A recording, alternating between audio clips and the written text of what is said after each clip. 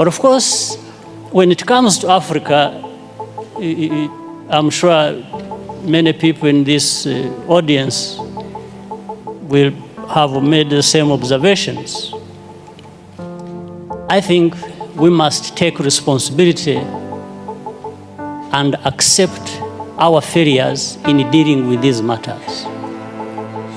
For example, relating to what President Obasanjo has just said, on the case of Boko Haram, or you can use that for many other cases.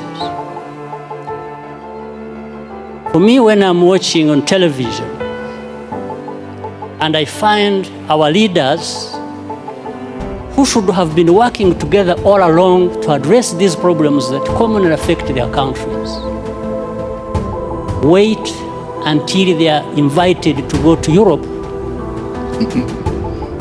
to sit there and just,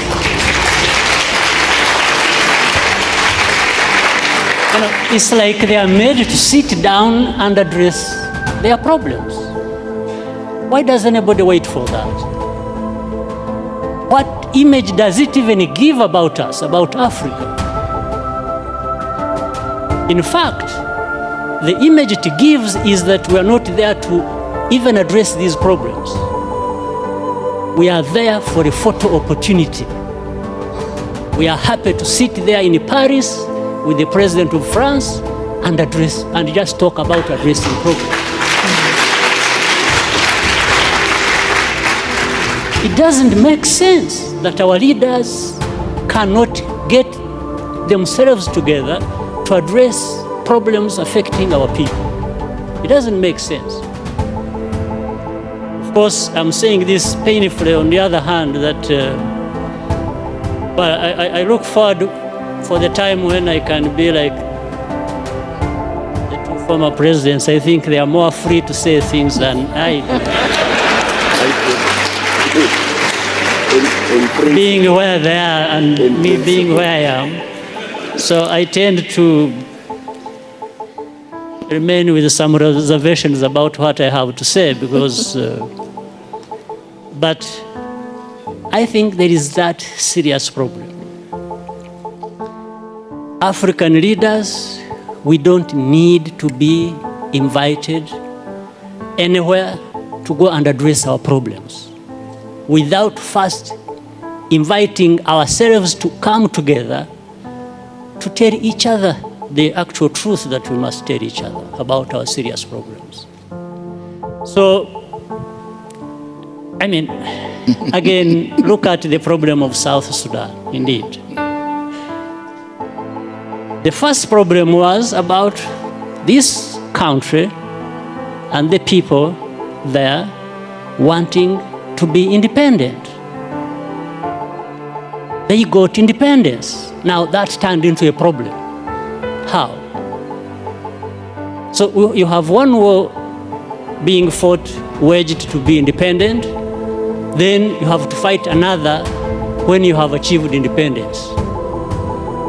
Just fighting among themselves. Why? So some of these underlying root causes should and could have been addressed by the leaders there.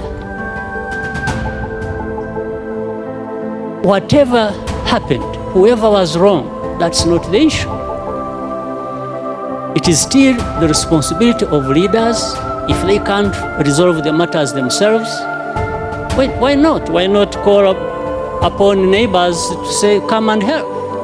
We have a problem here. Maybe there is a problem between the president and the vice president. And if they can't resolve it, and each one thinks is the one who is right and the other is wrong, and they are going to divide the army and government and everybody else to go on either side and start fighting.